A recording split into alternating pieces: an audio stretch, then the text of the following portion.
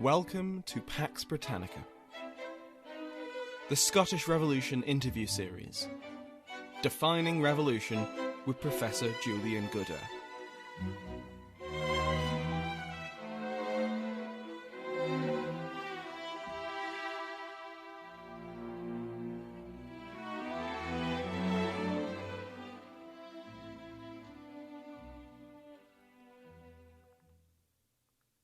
Welcome back to the Pax Britannica Scottish Revolution interview series.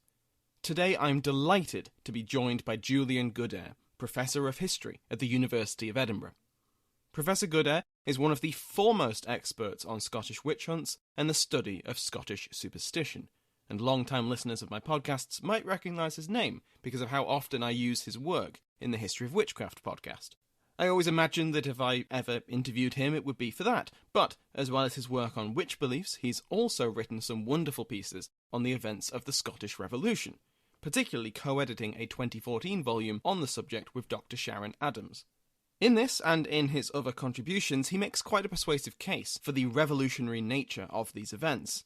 Due to technical issues, my first question wasn't actually picked up by Zoom, but I asked him to explain where he saw his work in the wider historiography. Thank you for inviting me. My contribution to the political history of Scotland and the history of Scottish government has mainly focused on the period before the Revolution, so the century or so between the Scottish Reformation and the Scottish Revolution, symbolically dated 1560 and 1638. And, I've written quite a lot about political events and government and development of the state in that period. And, I could say more about what my arguments are there. But to summarize my arguments there, I think seeing the development of an integrated state, which, if you're thinking about this in the way in which it relates to a revolution, you could draw an analogy between that and the French Ancien Regime before the French Revolution.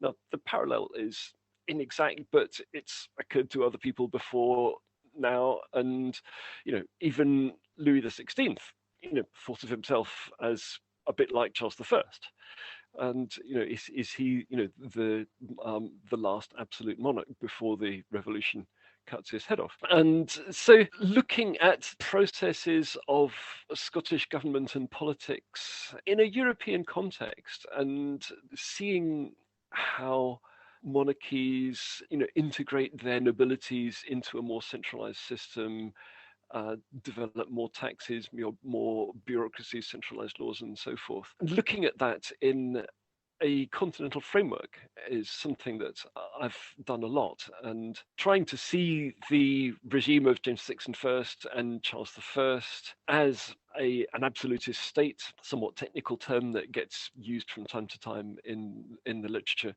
is something that I've been trying to do. I think some of the people who've read my work in a British context have assumed that I was trying to argue that James and Charles were somehow tyrannizing over the nobility and destroying the power of the nobility. I don't think I ever said that. Part of the debate here is whether you look at this in a British framework, which I'm willing to do, or whether you look further to continental Europe and see Scotland in a European context. And so my argument, in a way, is that the Scottish regime of the early 17th century, and indeed the English, if it comes to it, are both variants on a theme that you can find throughout Europe, certainly throughout Western Europe. And it makes it, in a way, less surprising that, these are normal monarchical states of the time. So looking at the politics of that period does make you think, well, it did make me think, and what happened next. And, I've studied the details of the politics of the 1640s, 50s, and later period in less detail, but I hope I've looked at it enough to be able to make some comments on what difference the Scottish Revolution may have made. And I'm happy to adopt the concept of a Scottish Revolution, which was introduced by David Stevenson in his celebrated book of 1973. He wasn't the first to argue that it was a revolution, because you occasionally get terms like Presbyterian Revolution before then. But by calling it a Scottish Revolution, he was drawing attention to its political character. This is not just about religion. And that was an important part of Stevenson's argument that I think everybody since him has taken on board. So, Stevenson is the pioneer. And the book that I co-edited with Sharon Adams, Scotland in the Age of Two Revolutions, which you were kind enough to mention, arose from a conference which David Stevenson chaired. And the book was dedicated with permission to him. So, we are all very much sitting at the feet of David Stevenson and admiring the way in which he set the paradigm in which we think about these things. So this is a political revolution, and it's a seizure of power, and it's about the state and government, and not just about religion. And it is, of course, also about religion, but we can think about religion in a broader context, and politically we can see politicians using religious ideologies. So I'm deliberately calling religion ideology in order to make claims about their power, to cement their power, and to justify their power. And another of the threads of the work that I've done about politics and government is to look at how governments operate and how governments legitimize themselves. Governments are not always universally popular, but people on the whole relate to governments and respect governments and generally think, yeah, okay, we do have to have a government, even if we don't like the present king or the present prime minister or whoever. That process, the process of governing and being governed, is one of the things that has interested me. And if that's a useful contribution to the debate, I'd be pleased to think that it is. And here I'm also going to mention the name of Laura Stewart, who wrote the other, I think, really important book about the Scottish Revolution. That's a more recent one, her book, Rethinking the Scottish Revolution. She also thinks about government and about taxation. Laura and I have had many fascinating conversations about the details of taxation, which I won't bring into this unless you really beg me to do so.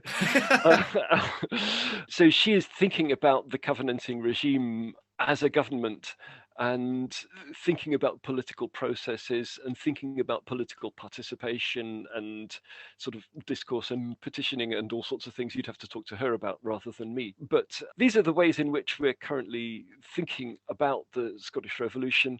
And there has also been recent work that has looked with fresh eyes at the religious aspects of it. And I just sent off a review of a very interesting book edited by Chris Langley about the National Covenant and looking at the way in which covenanters use religion. But my place in the historiography, which is what you originally asked me about, I suppose the key piece that you were thinking about, probably that was my chapter in that book, is simply called The Scottish Revolution and looks at the revolution in a kind of comparative and contextual way and asks, what do we mean by calling this a revolution? And David Stevenson had said a lot about that, but he was looking at it in the 1970s, and I thought it wouldn't do any harm to revisit the question with what people since then have said about revolutions, and just to make some comments about what we mean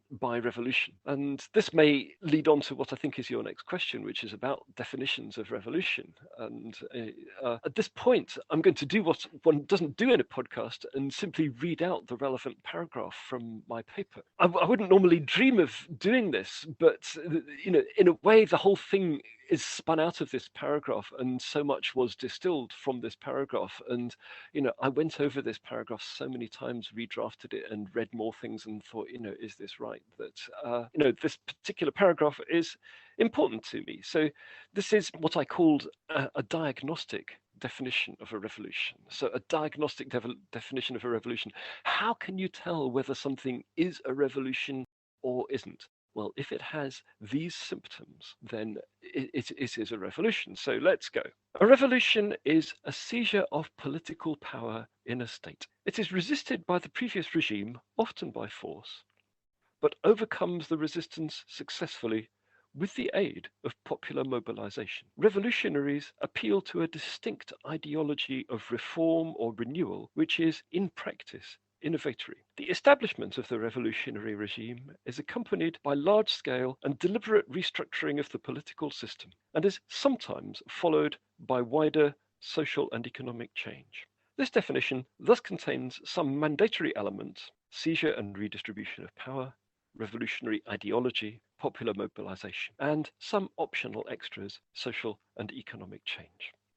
Now, that is worded carefully. And to give you some examples of the care with which I've worded it, revolutionaries appeal to a distinct ideology of reform or renewal, which is in practice innovatory. They may actually be, on the surface at least, be claiming to go back to the good old days. And one example of that would be the National Covenant. Everybody knows that, this was the Revolutionary Manifesto. And I quote a contemporary who calls it a manifesto, Presbyterian manifesto, I think he calls it. But the National Covenant did not claim to be innovatory. It quoted the text of a document of 1581, which it called a covenant. Whether this document was a covenant is something that one could argue about. But, what does a covenant mean anyway? We could come back to that if we really need to. But what it said was, we think the king, or rather, not the king personally, of course, but his wicked advisors, have deviated from the correct understanding of religion, which was established in 1581. So all we need to do is to get rid of the recent innovations and go back to the good old days. So not innovatory at all. In practice, however, any historian will tell you this, you can't really turn the clock back. And if you make demands based on a document from 60 years ago, you are going to be moving forwards with that document and not back to that time 60 years ago. That is one of the ways in which I see ideology being used in a revolution. We could talk about other aspects of it.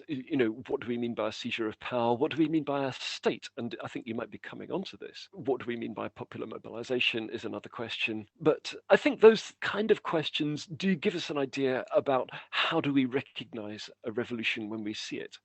Now, one of the scholars who very much influenced me when I was developing that paragraph of definition of revolution was Eric Hobsbawm, a veteran Marxist. And Hobsbawm, as a Marxist, had a sort of particular sort of theoretical approach, or one might more skeptically say a dogmatic approach of what he was looking for in history. One of the things I admired about Hobsbawm is his intellectual flexibility, and he was never simply seeking to endorse existing dogmas.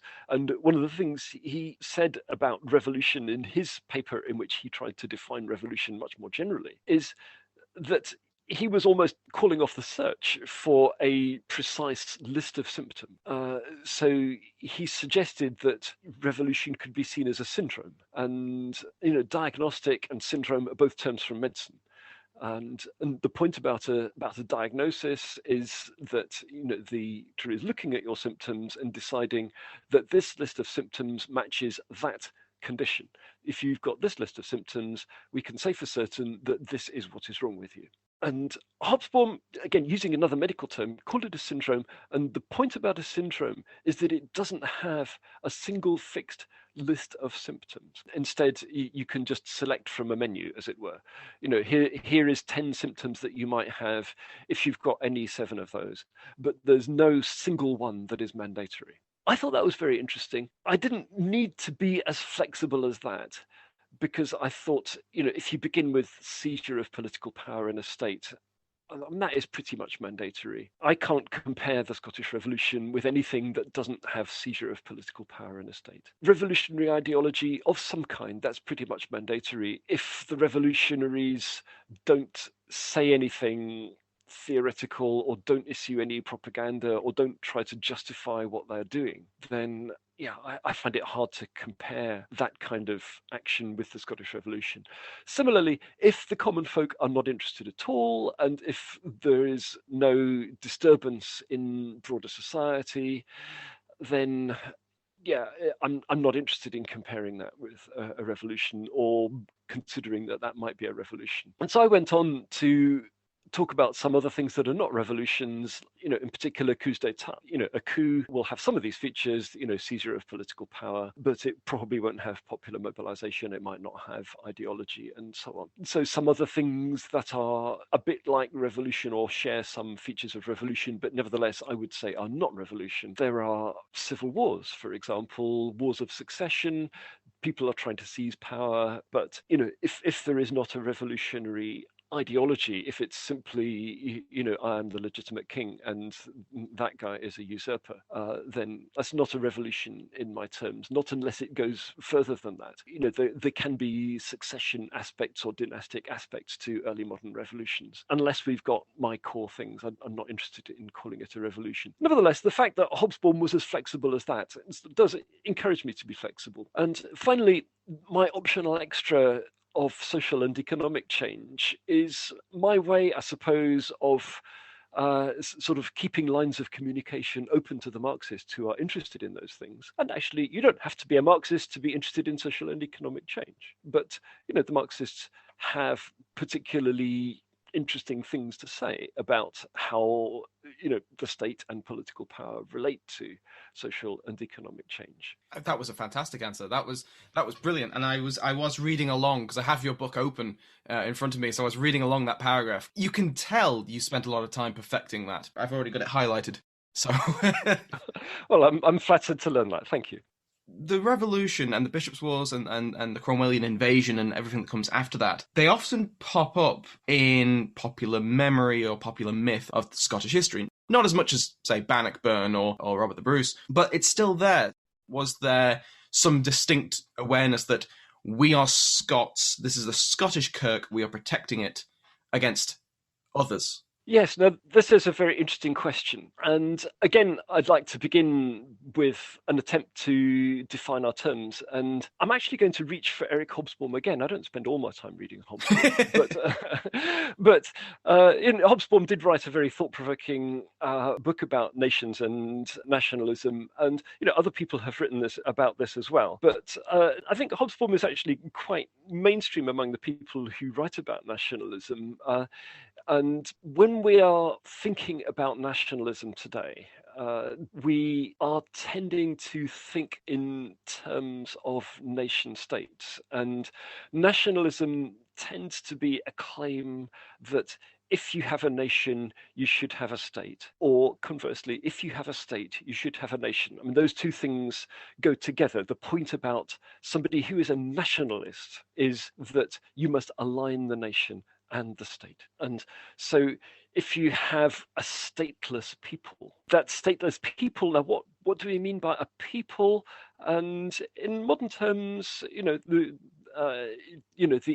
ethnic claims to identity of a people will come in different shapes and sizes, but the existence of a people like the Scots or the Kurds, the Palestinians, tends to lead logically to a claim that the Scots or the Kurds or the Palestinians should have a state. And in modern terms, that means they have to have a flag, they have to have an army and a navy, they have to have ambassadors, they have to have a seat in the United Nations, and they have to have their own tax system and so on. So the idea that a people identified in some kind of ethnic way should, because they are a people, should have a state is a nationalistic idea. And once you've got your state, you then have to make it ethnic. You have to prove that it's a Kurdish or a Scottish state, and you have to do Kurdish or Scottish things in it in order to vindicate its claims to nationalism. So Scotland for the Scots. Nationalism like that is about the drawing of boundaries, and it's about the establishing of exclusive claims. So, we are Scots, we are not English, and so on. And so we want our own state that is separate from the English state. The English have to look after themselves. And if that is how we understand nationalism, as an attempt to use political means to align a state and a nation, to create an integrated state with a distinct ethnic identity, then I do not see that in the 17th century. When I look at the leading political or religious actors who do stuff in the 1630s and 40s, the question I would ask is, well, first of all, let's just look at the Scottish ones. But, are the Scottish ideologues, the Scottish politicians, the Scottish Covenanters, are they saying, we are Scots, they are English, because we are Scots, we should have our own distinct state that is separate from the English or British state. and we should have our own institutions that are distinct, and that we should behave ethnically in a Scottish manner. And I do not see that. I do not see that at all. The National Covenant is Scottish because it exists within a Scottish framework, but it is fundamentally a religious document.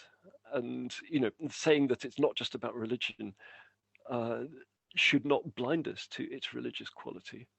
And it is ultimately a Christian document. Now, it was issued by a King of Scotland in 1581 and his court, and adopted within a Scottish context. But the claims that it makes and the truths that it articulates are universal ones. They apply to all Christians and to all humans insofar as all humans ought to be Christians if they aren't yet. And that's why the Covenanters who had signed the National Covenant were perfectly happy to move on to create the Solemn League and Covenant, which broadens the whole thing out to a British Isles framework, and explicitly says that what we've done in Scotland we're now also going to do in England, because it's going to be just as good in England, and we're also going to do it in Ireland. It's just as good in Ireland. Once the Irish get this lovely religion, they will think it's wonderful as well, because it is the correct religion. It's the one that has been mandated by God, and you can work that out. It's in the Bible. It's there for everybody to read. And the Solemn League and Covenant is not simply British nationalist either. They're not trying to create a British state and saying we're now going to behave in a British manner and draw boundaries around Britain, which will separate us from the continent, and we're going to have a British version of Christianity. No, it's explicitly expansionist. Other nations can join this. There is a clause about extending it to other nations. So, this is as far as we've got, but, we're going to extend this into the continent when we get the next opportunity. So it is not about drawing boundaries. It is not about exclusive claims to specific states. It is a universalist ideology. And when I see the political actors responding to these documents, obviously sometimes you see them doing things in a Scottish context, but sometimes you see them doing things in a British context. And my former PhD student Mark Jardine, who wrote a piece about the radical United Societies, as they called themselves in the 1680s, who looked back to the covenants. They were the persecuted remnants of the covenant as they saw themselves, but very radical anti-establishment regime. They were looking back to the covenants. They were Scottish, okay, but they had close links with English radicals, and they also sent missionaries to the continent, and they did their best to try and make links with similar radicals on the continent. And, they thought of building links with the French Huguenots, but actually they were really disappointed in the French Huguenots. The French Huguenots don't have the right ideology. But, the question of being Scottish or French, that wasn't of interest to them. They're very much internationalist whenever they get the opportunity. I think I say it somewhere in my chapter. Anything that happened north of Berwick, you can label it Scottish if you want, but unless it is explicitly breakaway, and unless it is explicitly trying to align a Scottish people, so-called, with a Scottish state, so-called, then I find it hard to see it as nationalist in modern terms. And to use the word nationalism without very careful qualifications and without drawing a distinction between what these 17th century guys are doing and what modern nationalists are doing. There is a very firm distinction that needs to be drawn there. If that distinction isn't drawn, we can very easily be led astray. I think that's a very fair warning against being too anachronistic with our terminology. Brilliant. So thank you very much for that. You state in your chapter that basically by mid-1641, autumn 1641, the Covenanters had won, essentially. They'd seized power. The revolution was over. And then what follows is what Mike Duncan, who's a historian and a podcaster, he's termed the entropy of victory. So whenever a revolution succeeds, all of a sudden the glue holding all these various factions together starts to fray. And we see the divisions that were sort of papered over rise to the fore. So I'm wondering what you think about that term, or at least that idea. Was the Covenanter alliance fated to fall apart once they achieved something close to victory? Yes, that's a fascinating question. I'd have to think about the term entropy of victory. I'm not going to give an immediate response to that. But one of the things that has fascinated me for a long time about revolutions and the comparative study of revolutions is the trajectory that revolutions have, or very often tend to have. And very often there tends to be a sort of unifying moment, a sort of euphoric moment. Yes, at last, this is the truth. We are going to build this wonderful future, and we're going to use the National Covenant to do it. And so there is a sort of feeling of euphoria and bursting of chains. And this then does not last because, as you say, there are divisions that have been papered over, and, everyone has agreed to the National Covenant, but they haven't always necessarily had the same idea about where they wanted to take it. And, one of the sort of simple analytical tools that always comes out here is the division between moderates and radicals. And sometimes it's too simple to talk about moderates and radicals, but it is usually useful to look for moderates and radicals in a revolution. And the arguments among revolutionaries, and also between revolutionaries and counter-revolutionaries, if there are some, usually there are a few, tend over time to lead to fragmentation. Whether that's the same as entropy, I'm not sure. But yeah, the divisions do come to the surface, and they come to the surface in different ways. And it's interesting to see revolutionaries trying to maintain their unity. And if I could depart briefly from the Scottish Revolution, one of the interesting things that A.J.P. Taylor says about revolutions, because he has an interesting comparative book about revolutions, is he compares the French and Russian revolutions. And one of his points about the Russian Revolution and all revolutions after 1789 is that they have contained revolutionaries who have known that that's what they were. Even long before they made their revolution, they got up in the morning and said to themselves, I'm a revolutionary. What I need to do is to cause a revolution to happen. And when they get their revolution, like the Bolsheviks in Russia, they think, we are going to have a revolution. Now, one of the things that Taylor says is that the Bolsheviks after 1917 were thinking about their revolution in a historical framework. They were thinking about the Paris Commune. They were thinking about the original revolution of 1789 and wanting to avoid their mistakes. And one of the mistakes that they thought the revolutionaries of 1789 had made is that they had paid insufficient attention to the problem of Napoleon. And the French Revolution went wrong because it led to this, imperialistic dictatorship. Okay. And so the Bolsheviks after 1917 were thinking to themselves, we don't want our revolution to go wrong in the way that the French Revolution did. We don't want a Napoleon. And so says Taylor, no doubt with a glint of humor in his eye, so says Taylor, the Russian revolutionaries distrusted Trotsky because he behaved in ways that from time to time looked Napoleonic. He was the kind of guy who might turn into a Napoleon. And they trusted Stalin, who didn't. These are ways in which you can analyze revolutions comparatively. And, if this is at all relevant to the Scottish Revolution, I suppose it's to observe that the Scottish revolutionaries, by and large, were not consciously located in a revolutionary tradition in that way. They had to make it up as they went along. Obviously they had ideas about sieges of political power. I would like to know more about this. I'm not a specialist in political thought, and so what they thought about, say, Machiavelli. I'm not an expert on that. And, one of the problems that other scholars beside myself have been frustrated by is the Marquis of Argyll clearly has thought very deeply about these things, but he plays his cards very close to his chest, and it's very hard to work out what actually is going on in Argyll's politics and ideology.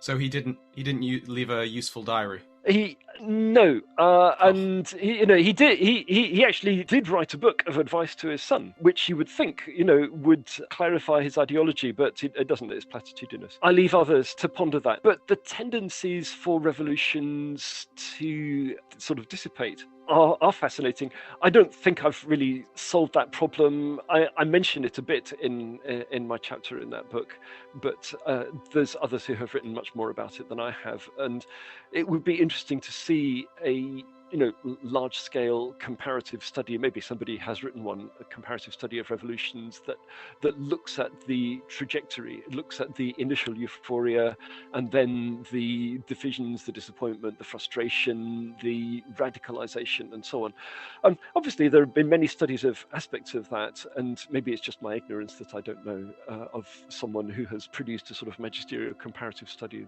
that could be used to analyse the Scottish Revolution further. But we have to do the best we can. If we accept that the Covenanters were revolutionary, that leads to the conclusion that the people who are against them may be seen as counter-revolutionary. Now, does that hold any water? Can we see not just the obvious thought being royalists being counter-revolutionary, but people who also were on the side of the Covenanters early on, and then once things are achieved, they want to stop it there, they want to stop the revolution from going any further, versus the radicals who potentially do want to keep it going further? You mentioned moderates and radicals, and yes, I've always agreed that these are useful terms, and we can also talk about royalists in the sense of conservatives who really didn't want the revolution at all, or wanted as little of it as possible, and radicals wanting perhaps even more than the mainstream is routinely prepared to deliver. And one of the ways in which moderates and radicals can cooperate is that, so long as the bandwagon is rolling, they know that the question of how far they want it to roll doesn't have to be addressed today. It's useful for them to cooperate today. And the radicals may have in their minds an idea that it ultimately could go much, much further, whereas the moderates are just thinking, let's tinker around a bit and then settle down. But they can make that alliance because the radicals see that the moderates are also moving in the right direction. So, what is it that they fall out about? What is the role of royalists? And part of the problem here is that once this gets to be a military confrontation and you get victory and defeat in the various revolutionary wars, civil wars, and wars of the Three Kingdoms and so forth, once people are defeated, they tend to fall silent. And so you get a problem of sort of silent royalism, and the reason they're silent is because they're just scared to put their heads above the parapet, but they haven't necessarily thought to themselves, oh yes, that covenant was a wonderful thing after all. And this is a broader problem that political scientists have when they think about legitimacy. You see a government governing and the people doing what the government tells it to do, more or less. But, how much legitimacy does that government have? How much would it take for that government to be toppled? And the end of the Cold War and the so-called Velvet Revolutions of 1989 to 91, are examples of that.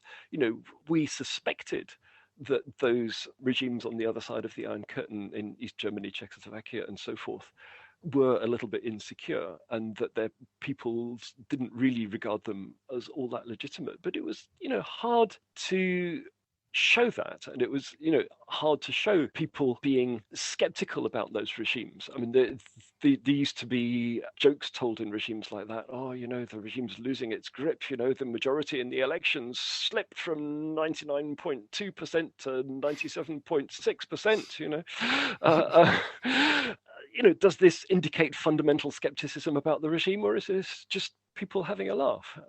Could be a bit of both. The problem of legitimacy is a problem that could be investigated further, I think. And I think that's really what's one of the many interesting things of the work of Laura Stewart, is that by looking at political discourse, she is looking at that in more detail.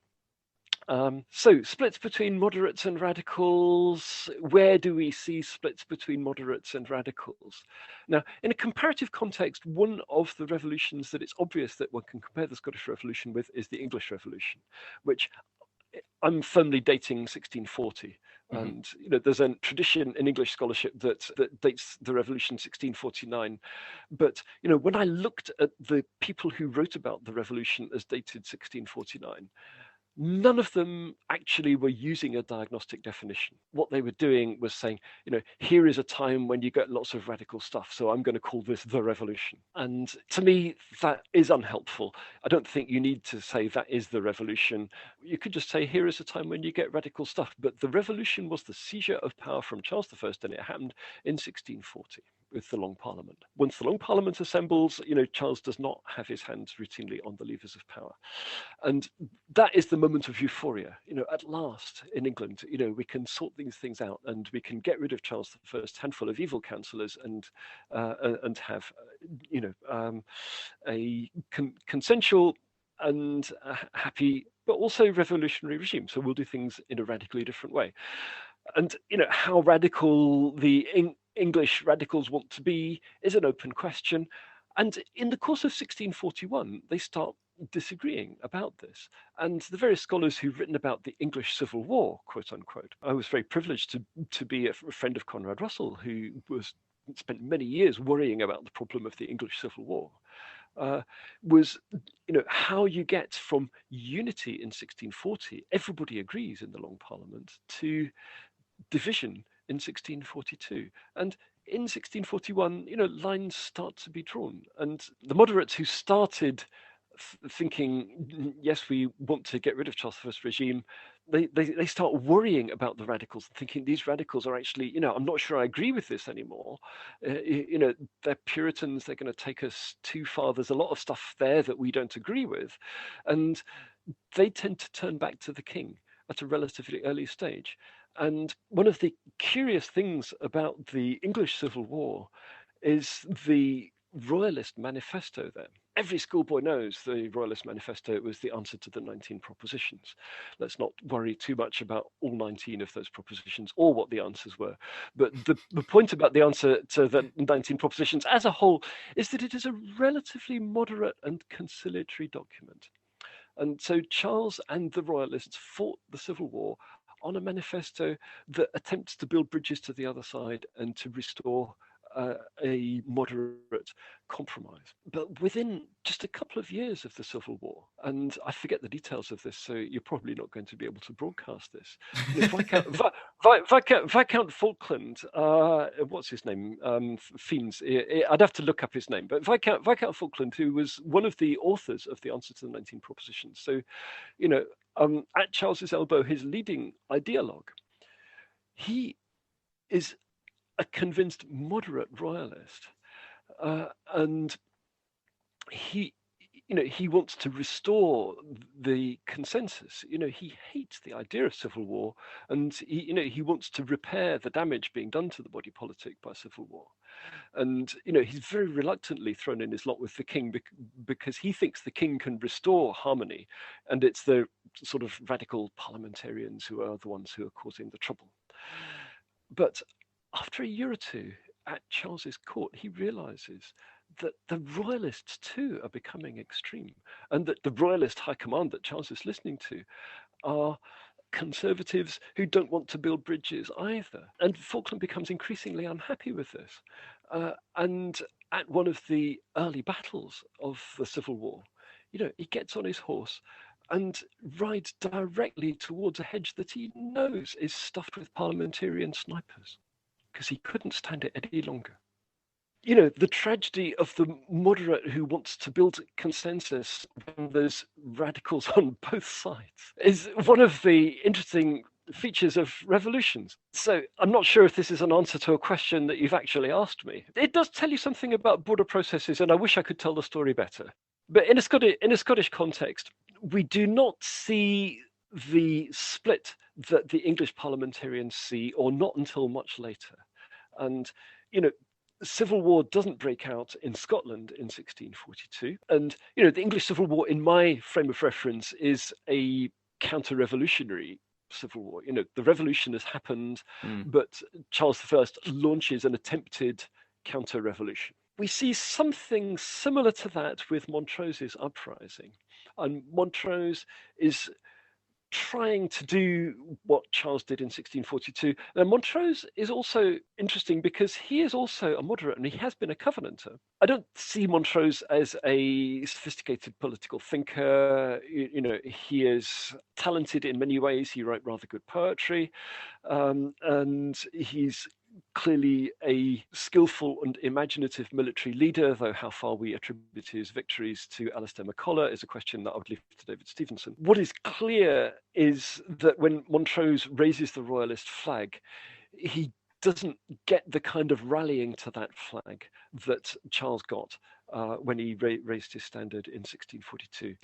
So Montrose is a defector from the Covenanting movement, but he doesn't get other defectors. He gets, when he gets his chance to hold what looks like a parliament or might turn out to be a parliament. I can't even remember the people who turn up to it, but they are sort of pretty forgettable nobles who have never made much of an impact, either before or after 1638. And it is interesting that the nobles are the most royalist category of people in Scotland after the Covenanting Revolution. But it's not all the nobles, and many of the important nobles remain on side among the Covenanters. So when you think about divisions in the Covenanting movement, Montrose tries to create division, and he does a bit, but he largely fails. And despite that string of apparently spectacular victories, it only takes one fairly small defeat, and that's him finished. But he has largely failed to build the broad royalist consensus that he sought, and that's partly because he is working with people who are more extreme royalists, such as Alistair MacColla, who simply wants to kill Covenanters. And the more he can kill, the better. He's not interested in compromise at all. And his field of vision is much more narrow. He's much more limited to the Highlands, and the Covenanters he mainly sees are called Campbell.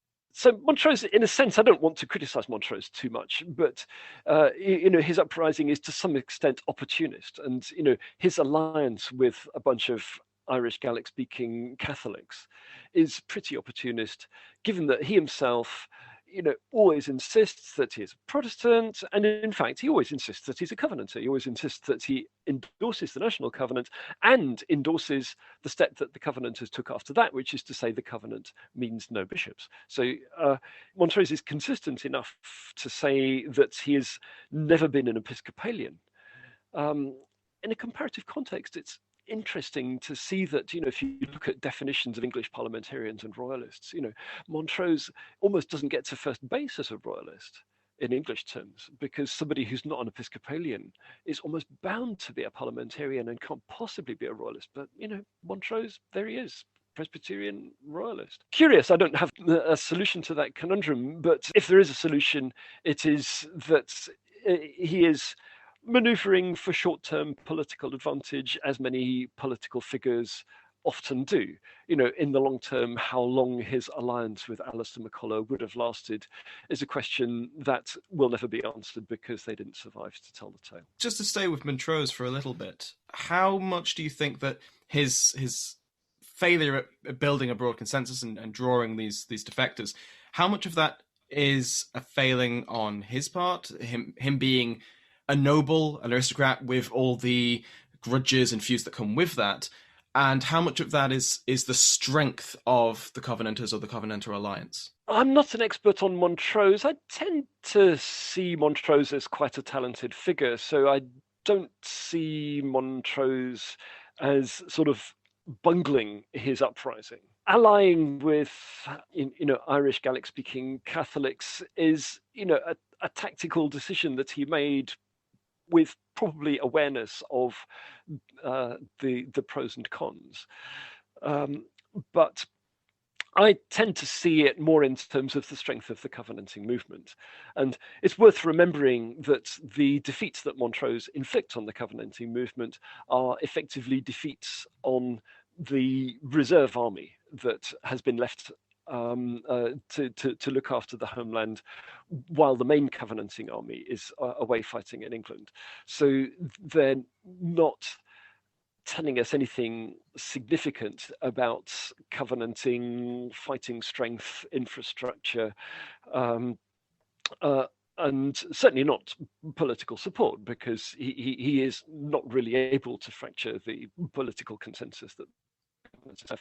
So I'm more struck by covenanting strength and covenanting unity at that point. Fantastic. Now, speaking of consensus, in England, as the wars go on, the more radical social questions start to be asked, and we get groups like the Levellers and the Diggers. I'm curious, were there similar groups in Scotland around this time? Yes, the Levellers and the Diggers have fascinated scholars for a long time. And, I'm part of the historical generation who grew up reading Christopher Hill, who wrote very learnedly and eloquently about the Levellers and Diggers, and Hill is still well worth reading on that subject. And the Levellers and Diggers and, the radicals in the Putney debates and so on, are interesting, partly because of their sort of philosophical sophistication, the way that they can speak to modern times, and the way that you can quote them in inspirational ways. And there's the famous song by Leon Rosselson called "The World Turned Upside Down," which is simply a quote from Christopher Hill's book. We also call that, which has certainly inspired many people. And I'm going to tell you an anecdote, which, if you broadcast this, you've got more space in your podcast than I credit you with. But I'm going to tell it because I think you'll like it anyway. So Leon Rosselson wrote this song. I'm a sort of very amateur folk singer. I play guitar. I sing that song. It's a very good song. Billy Bragg sings it, and so on. That song went international, and it reached Nicaragua and was translated into Spanish. And the BBC made a documentary about Nicaragua, and they recorded Nicaraguan coffee pickers, I think they were, singing this song, and they broadcast it as a sort of traditional Nicaraguan coffee pickers song. And Rosselson phoned up the BBC and said, "Do you know that song? I wrote it, and they went, no, it's a traditional Nicaraguan coffee pickers song." Person from whom I heard that story, I heard it told from the stage by Roy Bailey, another folk singer and long-time Rosselson collaborator. So Bailey told that story and said, "The lengths the BBC will go to avoid paying royalties." This is a sort of long and rambling way around the question of the importance and inspirational character of Levellers and Diggers and the political thought more broadly in the English Revolution, because, the English Revolution led to a huge explosion of debate and tract. The censorship broke down. You could say practically whatever you like and people would print it. And studying these ideas and some of which come from sort of major canonical thinkers like Thomas Hobbes, has been fascinating for English scholars. In Scotland, we get much less of that. There is some interesting political thought in the Scottish Revolution. The leading thinker of the Scottish Revolution is probably Samuel Rutherford in his book Lex Rex and various other writings. And, Lex Rex is fascinating, but it's not inspirational to radicals in modern times in the way that Gerard Winstanley has been, for example. In some respects, sort of Rutherford is conservative in the way that he argues. He argues scholastically. He tells stories. He is also sort of relentlessly Presbyterian. And he also is not in sympathy with the English radicals. And when John Milton, another of the English radicals who the English scholars like Hill liked, Milton argues against censorship, and says, freedom of speech will lead to the flowering of progressive debate and so on. And this is the kind of thing that we like to hear now. And Rutherford publishes a tract explicitly arguing against Milton. So, yeah, do we want to hear that today? Historians want to understand it, okay? And Rutherford, in his own way, is very radical. And that does need to be understood. So we need to ask ourselves, how radical he is.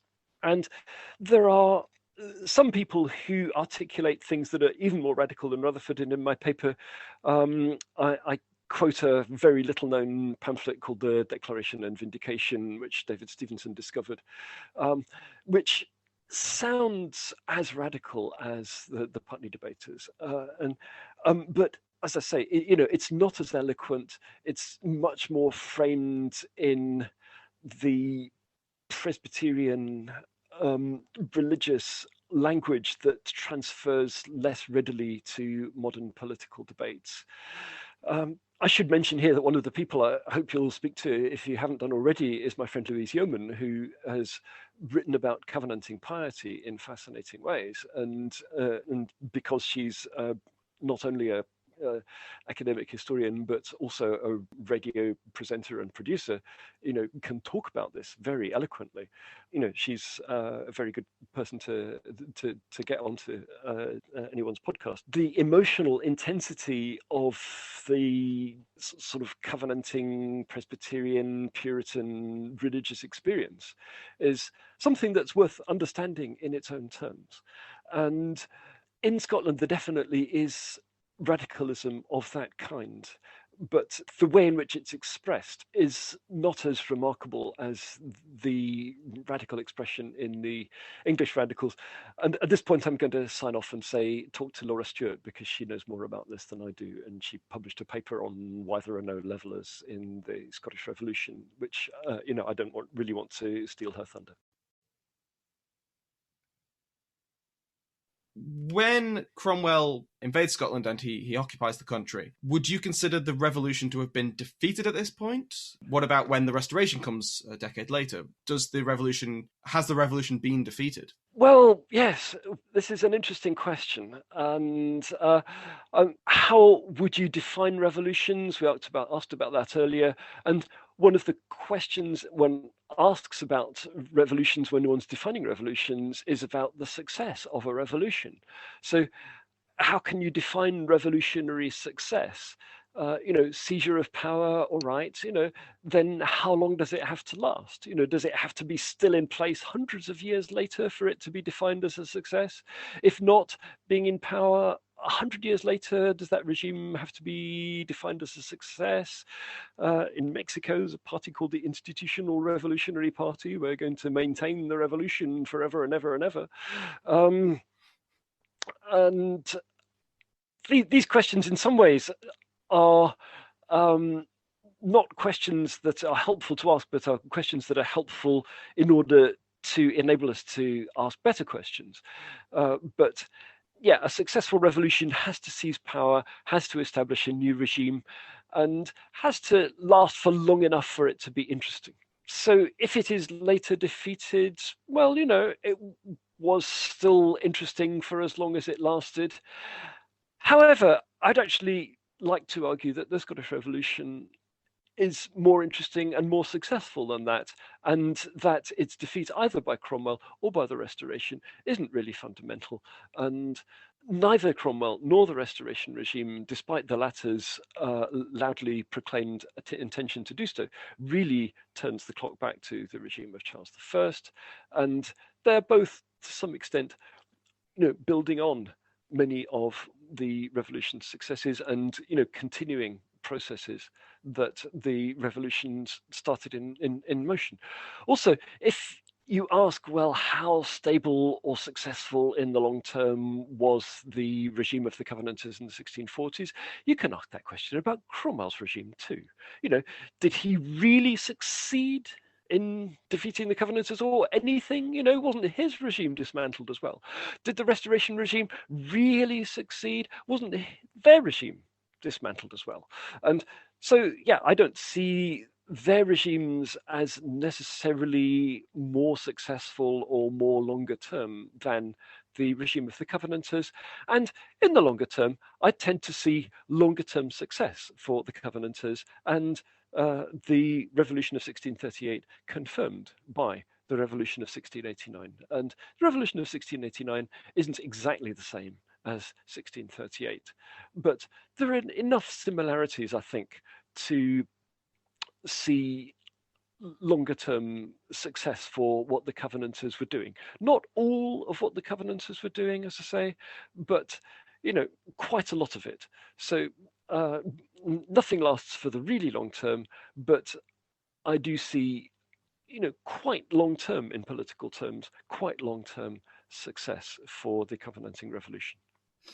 Let's talk a bit more about the 1689 revolution. How did the legacy of the events of the 1630s and the 1640s and the 50s, how did that actually influence the Glorious Revolution? I would tend to answer that in terms of what happened after the Glorious Revolution. I suppose I should mention that not everybody likes the term Glorious Of course. Revolution. Yeah, I'm perfectly easy about it. If I'm happy to join any consensus if we want to use that term consensually, then I would happily go along with it. I mean, all these terms are terms of art, but there are some people who take exception to it for reasons that I can't really quarrel with. So the revolution of 1689 in Scotland exemplifies and continues the legacy of the Covenanters and of 1638 in a number of ways. So if you ask me what is the legacy of 1638 as it emerges in and after 1689, then I could point to a number of different aspects. Now, in political terms, we are looking at a largely constitutional regime, a regime which governs with the aid of Parliament. So Parliament is entrenched in the regime. And indeed, in 1689, you can see the Scottish Parliament explicitly hiring and firing kings. There is no fiction of abdication. James II and VII is explicitly deposed. So the Parliament, well, the Convention of Estates, as it still is at that point, announces that it has the power to depose James.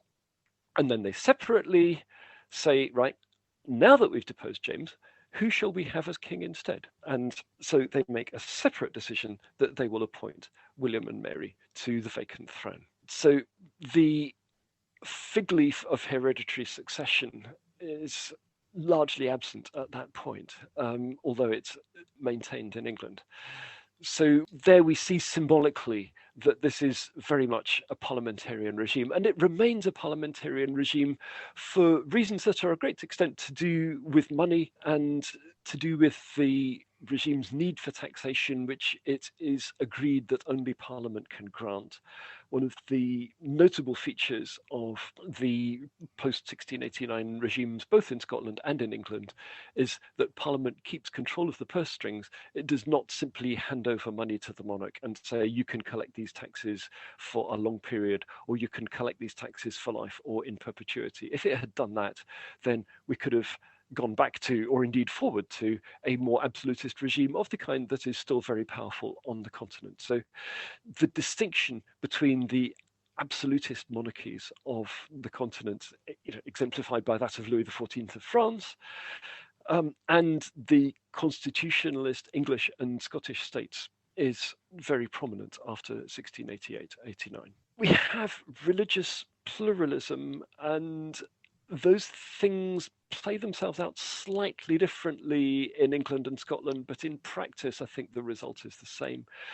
In England, we explicitly get toleration quite rapidly. There's a Toleration Act, capital T, capital A.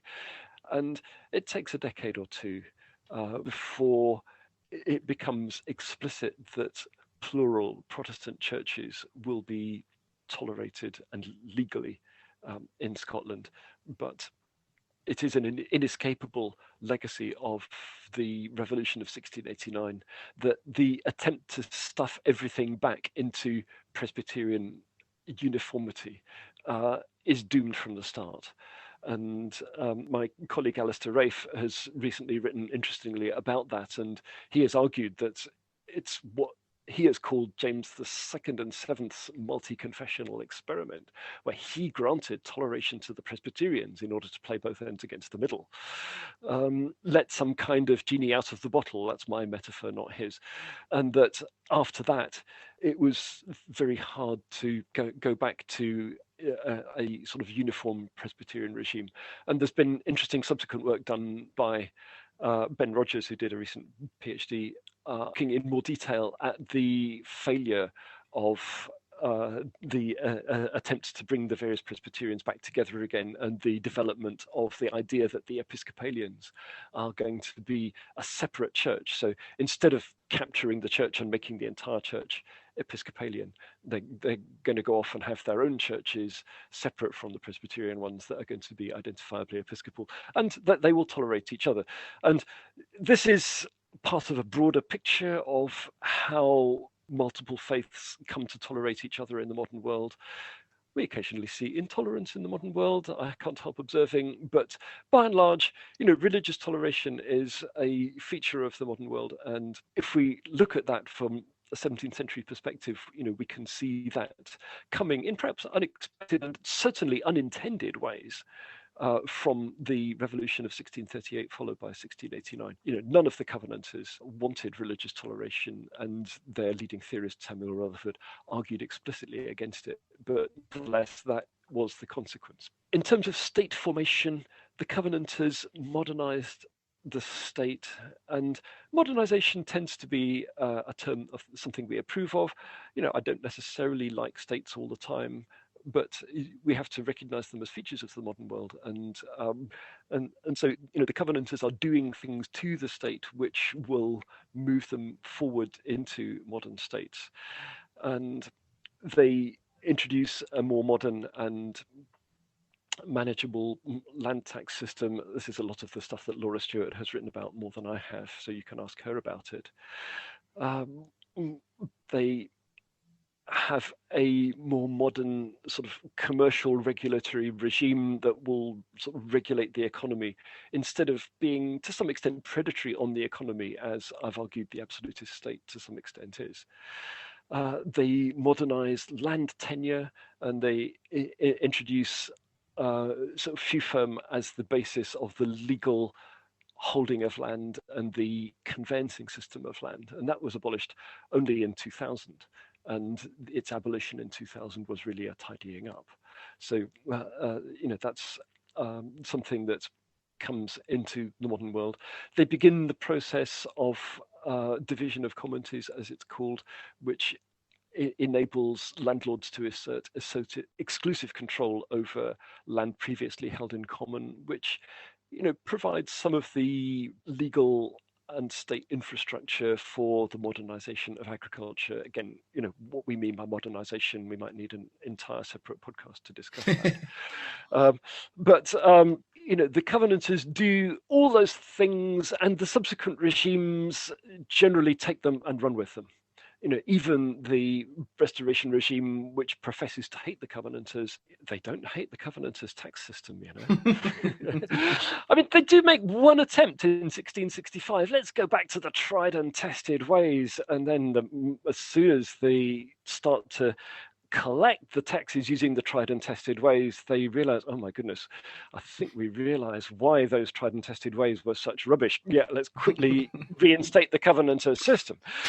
So fiscal and state infrastructure, there's a lot that the Covenanters do that is a continuing legacy that is moving things forward. Some of this on the previous regime. And to go back to what I said at the beginning about the fact that much of my own work has been on the regime before 1638 and looking at that as a sort of absolutist state, that previous regime is also not simply reactionary, wanting to hold back change and not do anything nice or progressive. And they do some changes that can be seen as progressive. And one aspect of this, which I hope to write more about, is reform of teens. Teens are tithes in modern English. It's a tax on agricultural land, nominally for the benefit of the church. And this needs to be reformed. So many people agree in the 1620s. And Charles's regime institutes a program of teen reform. Now, in some of the books, this is linked to Charles's so-called revocation, which I don't want to detain you with, and the revocation is alleged to be very unpopular. Now, when I used to teach a course on the Scottish Revolution, I used to say to them, okay, let's look at Charles's revocation and at teen reform, and look at what happened to this when it was so unpopular and when the Covenanters had the opportunity to do something different. So I said to them, Charles's regime instituted this system of teamed reform and it became law in Parliament in 1633. And, you've all been told, this is what all the books say, that this was part of Charles's revocation, and Charles's revocation was a grievance, it was unpopular, and it led to the Covenanting Revolution. So I say, how long did it take after 1638 for those acts of 1633 to be repealed? And you get various answers, and some people say 1638, 1641, 1649. Some people, you would usually say 1651. And I would go, okay, who said 1651? You were closest. The correct answer is 1925.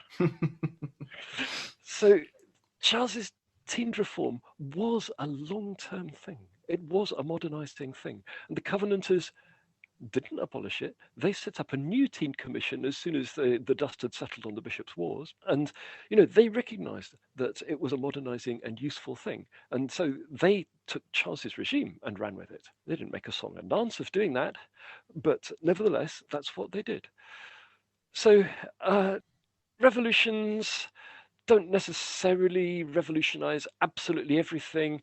And the previous regimes are not necessarily completely anti-revolutionary. And so, the scholars who have simply tried to list all the things that Charles I was bad at in order to explain the Covenanting Revolution, I think are only telling part of the story. And intriguing sometimes to look at the Covenanters as being successful in destroying Charles's regime, even though they themselves would later, reincorporate part of the pieces of that regime into their new system. So seeing all regimes as in some sense dynamic doesn't necessarily take away from the revolutionary character of a revolution, and it may indeed enable to see it more correctly than it was before. So my argument in arguing for continuity between the 1630s and 1640s in the matter of teamed reform isn't an argument against the overall revolutionary character of the Scottish Revolution. I think it was revolutionary. Fantastic. Professor Goodare, was there a Scottish Revolution? If we are asking the question, was there a Scottish Revolution, we have to be clear about defining our terms. And revolution can be defined in different ways. And the best thing I can do is to give you my definition of it, which is about seizure of political power in a state. And it's about use of distinct ideology. So the revolutionaries appeal to a distinct ideology, so they know they're doing something different. And it is accompanied by large-scale restructuring of the political system, so the revolutionaries govern differently, and they use popular mobilization as well. So the upheaval is so large that the common people, in some senses, are involved in it. So a revolution in this sense is distinct from, say, a palace coup. It's also distinct from something like a civil war or a war of succession. In those terms, was there a Scottish Revolution? Yes, I think the Covenanters did seize power. They seized power successfully. They governed for a number of years. They restructured the political system in ways that had many long-term consequences, some very long-term consequences. The ideology also played itself out. The popular mobilization is interesting. That's not necessarily a long-term thing, but it underlines the distinct character of the revolution. And I think the revolutionary character of the revolution can be underlined by the way in which it even leads to some broader social and economic change in the way that the state organizes or intervenes in the economy and society. So, yes. Fantastic answer. Thank you very much, Professor. Thank you as well for coming on and speaking with me today. No, you're welcome. So thank you for putting me on the spot, asking lots of interesting questions. Good luck with the podcast. Thank you very much.